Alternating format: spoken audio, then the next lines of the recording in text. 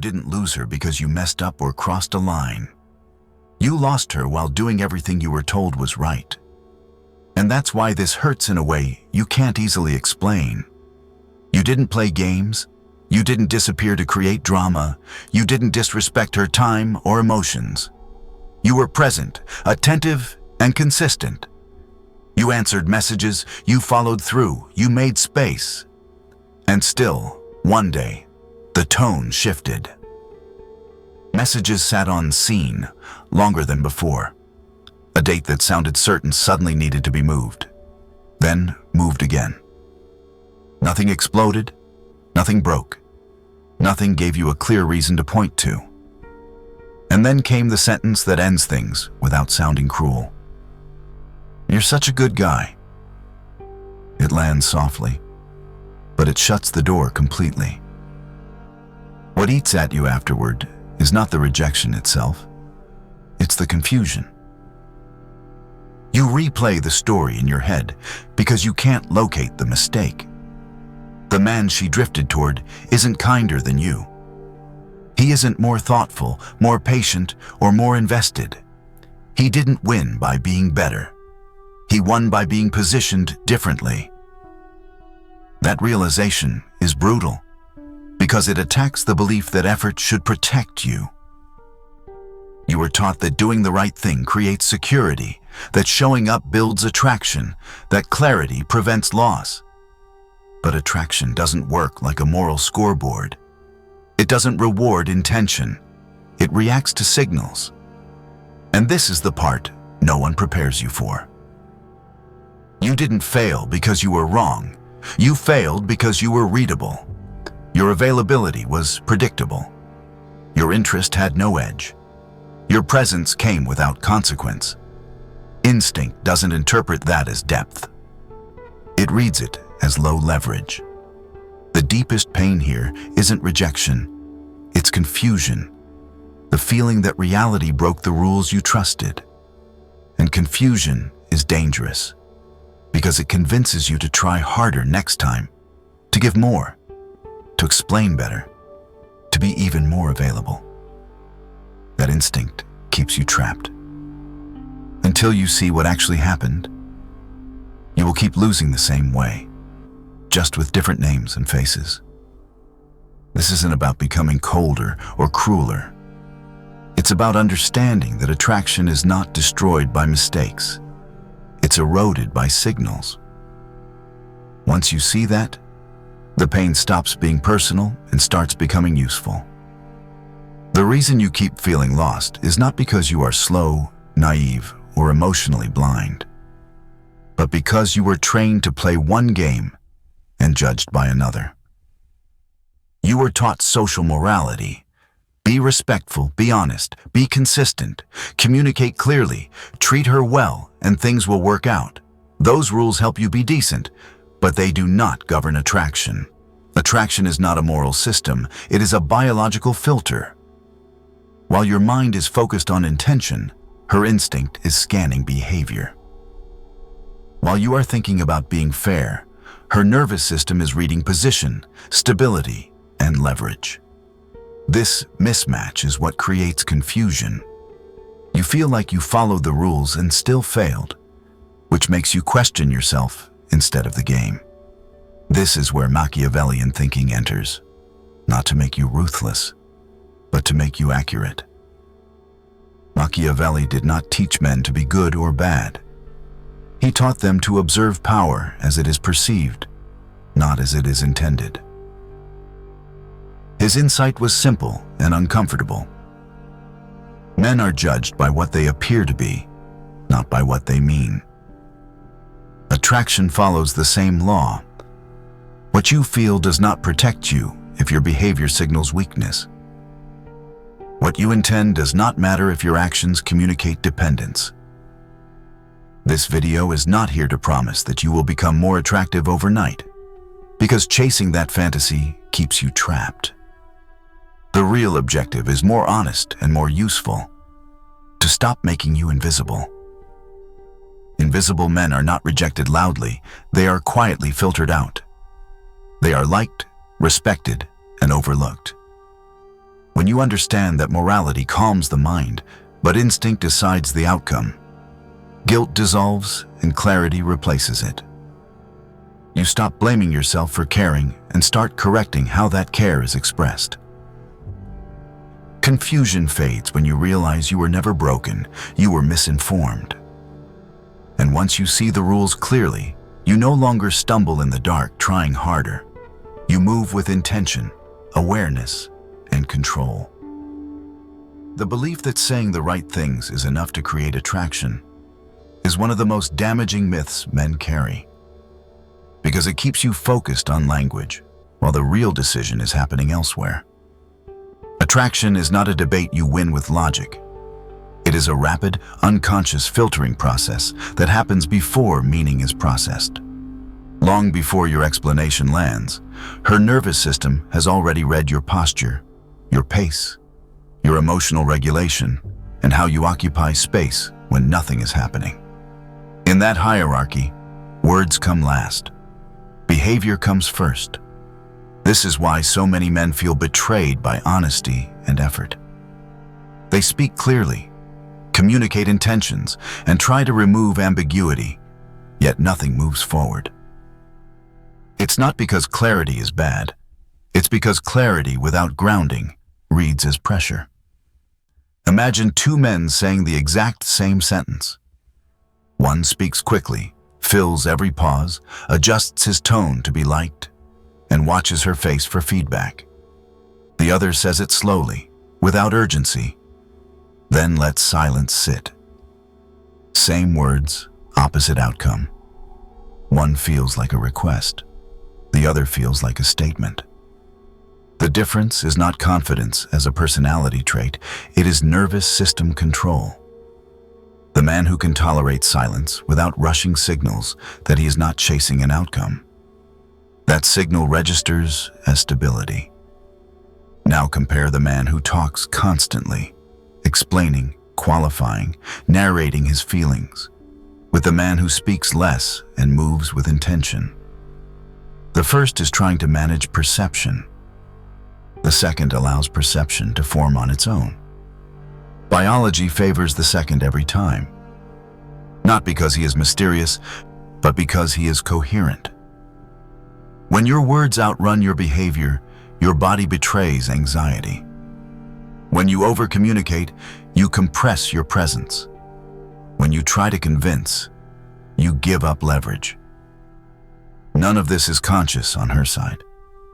She is not judging you line by line. Her instinct is categorizing signals in real time. And once that categorization happens, no beautiful sentence can reverse it. Biology decides before logic arrives. This truth is uncomfortable, but freeing. It means you don't need better lines, clever framing, or perfect explanations. You need alignment. When your posture is calm, your timing measured, and your reactions contained, words become reinforcement instead of compensation. Attraction grows when what you say matches how you show up. You don't become quieter to be interesting. You become centered, and interest follows. That is the shift from trying to be understood to being recognized, and only one of those creates desire. The group that suffers the most in modern dating is not careless men or openly selfish men, but the so-called good men because their mistakes are disguised as virtues. When uncertainty appears, they give more. When distance shows up, they explain more. When tension rises, they become more available. None of this comes from manipulation or ego. It comes from fear mixed with conditioning. You were taught that effort repairs attraction, that clarity prevents loss, that being present proves seriousness. But attraction does not respond to moral logic. It responds to tension, and tension cannot exist where everything is free, predictable, and constantly accessible. When you give more, every time she pulls back, you erase scarcity. When you explain every emotion, you erase mystery. When you are always available, you erase consequence. Instinct reads this faster than thought. No scarcity means no tension. No tension means no pull. Predictability feels safe, but safety alone does not create desire. Safety without contrast becomes forgettable. This is why so many good men are liked, respected, and quietly replaced. Imagine a store that is always open, always discounted, always eager to serve. At first it feels welcoming. Over time it feels cheap.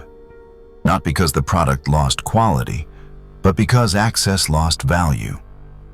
Human attraction works the same way. When your presence is guaranteed, it stops being chosen. And what is not chosen loses weight. This does not mean becoming cold or playing games. It means understanding that unlimited giving is not generosity. It is leakage. Explaining too much is not honesty. It is anxiety trying to stay in control. Being always available is not devotion. It is self-removal from the hierarchy of value. The instinctive mind does not interpret your sacrifice as depth. It interprets it as lack of options. And lack of options signals low leverage. This is the trap. The more you feel things slipping, the more you double down on the very behaviors causing the slide. You believe that if you just show more care, more patience, more understanding, attraction will return. It won't. Attraction does not grow from being needed. It grows from being chosen. The moment you stop flooding the space with effort, tension has room to exist again. The moment you stop explaining yourself into clarity, your presence regains weight. You do not raise your value by doing more. You raise it by knowing when not to. Kindness without limits becomes invisibility, and invisibility is where desire quietly dies. Attraction rarely collapses in one dramatic moment. It is usually suffocated by signals you send every day without noticing, and 3 of them do most of the damage. The first is neediness, not as a feeling, but as a message. It shows up when your emotional state depends on her replies, when silence makes you restless, when attention becomes reassurance instead of a choice. Instinct does not read this as care, it reads it as dependence, and dependence erases tension. The second signal is reactivity. Every time she becomes distant and you immediately lean in, every time her tone cools and you rush to adjust, explain, or fix, you surrender the frame. Reactivity tells her that your stability is conditional, that the interaction controls you instead of the other way around. Power leaks the moment you respond automatically. The third signal is overvalidation. Constant reassurance, constant agreement, constant praise meant to keep things smooth, slowly flattens attraction. Validation only has weight when it is selective. When it is endless, it becomes noise. These signals usually appear together in familiar situations. She pulls back, and you explain your intentions to restore warmth. She tests you with distance or contradiction, and you defend yourself to prove your value. You believe you are protecting the connection, but your behavior is quietly announcing weakness. This does not happen because you lack confidence. It happens because you were taught that connection survives through constant repair. But attraction is not maintenance, it is polarity. When you rush to fix every cold moment, you remove mystery. When you defend against every test, you expose instability. When you validate without restraint, you erase leverage.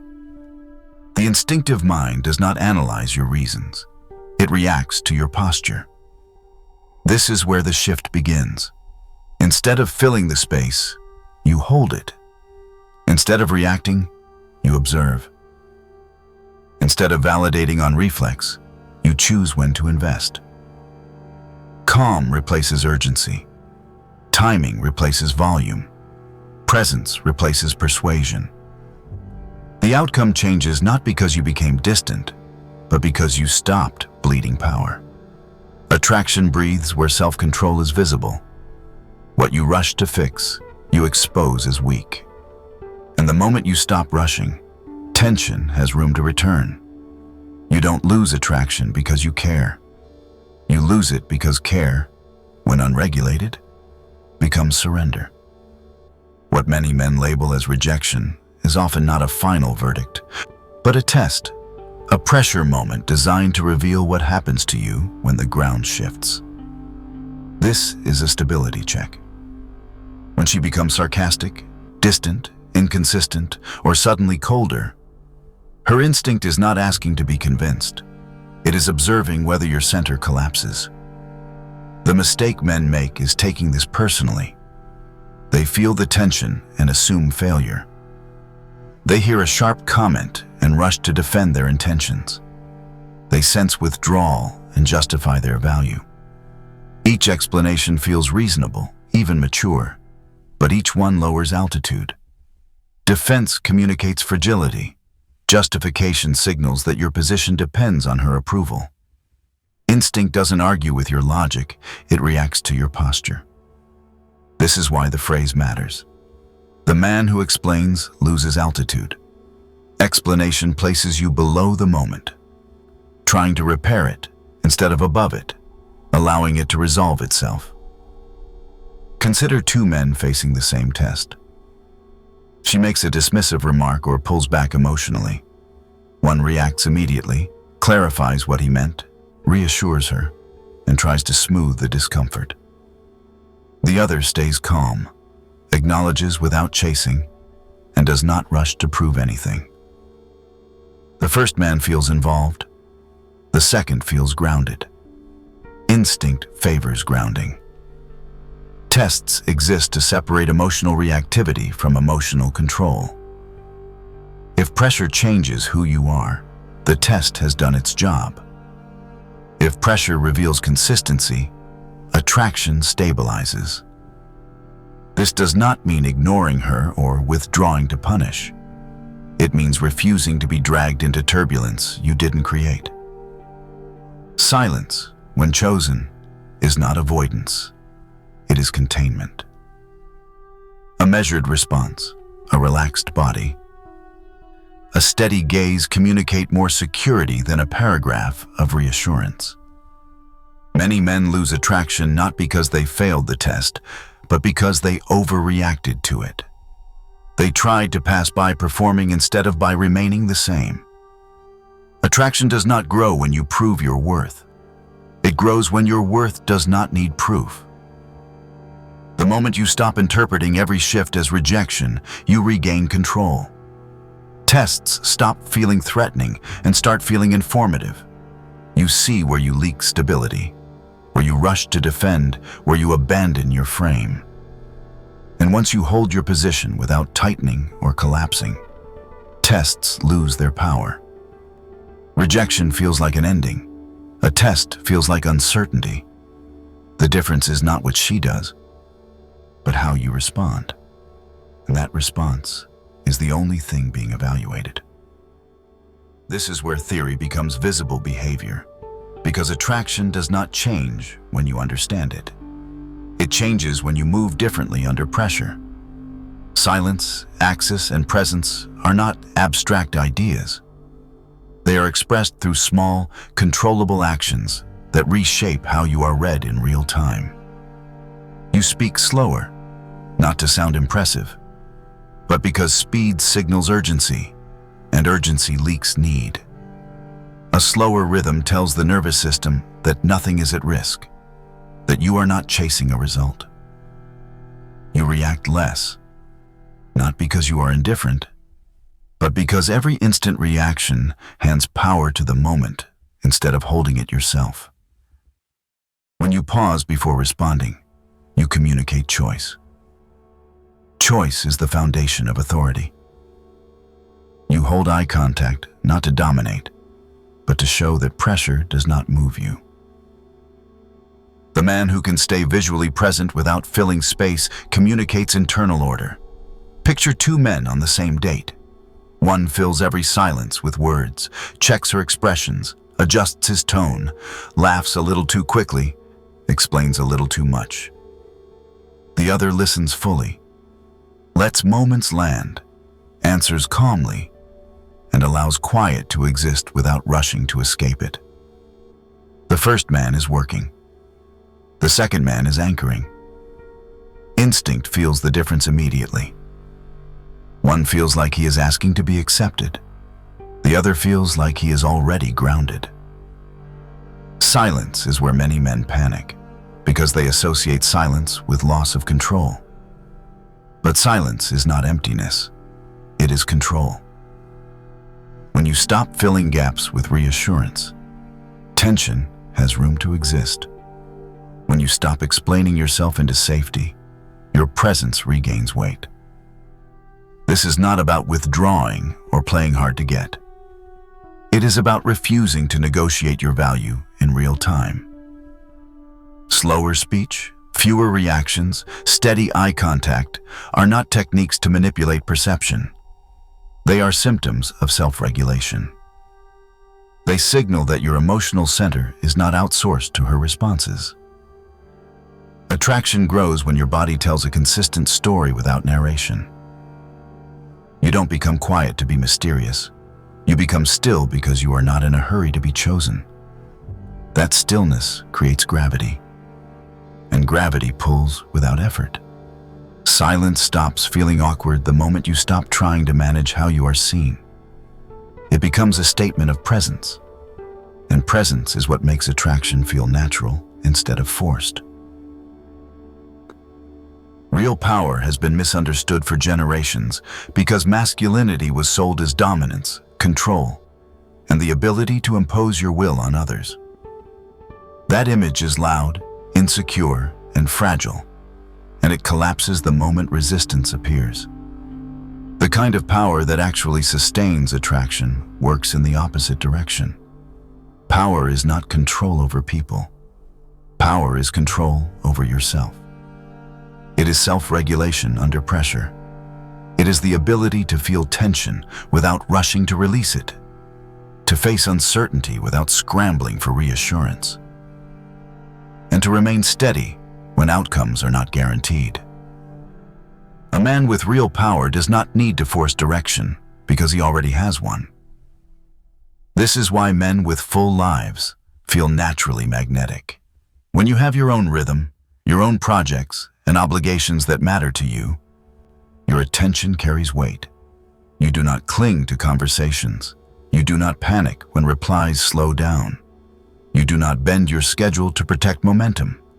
That restraint communicates hierarchy without a word. Compare two men. One reorganizes his entire life the moment interest appears. The other makes room, but does not abandon his direction. The first signals that connection is his center. The second signals that connection is an addition. Instinct reads this instantly. One feels dependent. The other feels chosen. This is not arrogance, and it is not emotional distance. It is internal order. A man who governs his time, emotions, and focus sends a clear message. His value does not fluctuate with attention. That message creates tension, not fear. It tells her that being with him is a privilege, not a rescue mission. This is why self-regulation is attractive. It signals competence without display. It shows that you can hold structure without force. Control over others creates resistance. Here is the price no one tells you early enough, and most men only understand after years of repeating the same loss. Women do not seek love first. They seek value. Love comes later, after instinct decides that the man in front of them is stable, grounded, and capable of holding his position without force. Respect always comes before affection, never after. This is why chasing feels exhausting and humiliating at the same time. The moment you chase, You announce that the center of gravity is no longer yours. You stop being a reference and become a request. Many men spend years trying to earn desire by showing how much they care, how loyal they can be, how much they are willing to sacrifice. But sacrifice without structure does not create attraction. It creates familiarity. And familiarity without tension quietly fades. The shift happens when you stop negotiating your value through effort and start embodying it through direction. When your life has momentum, when your time has weight, when your presence is not guaranteed, attraction reorganizes itself around you. You no longer need to persuade, explain, or perform. Your behavior speaks before your words arrive. This is not about becoming cold, arrogant, or emotionally distant. It is about becoming solid. A solid man does not chase approval. He sets the frame in which approval either appears or doesn't matter. When you understand this, rejection stops defining you. Tests stop destabilizing you. Silence stops frightening you. You stop holding on to women who are uncertain. And women begin to hold on to you because your absence feels meaningful. You don't win by being perfect. You win by being positioned. You stop chasing when you become the reference. You were never meant to pursue desire. You were meant to attract it by standing where value is unmistakable.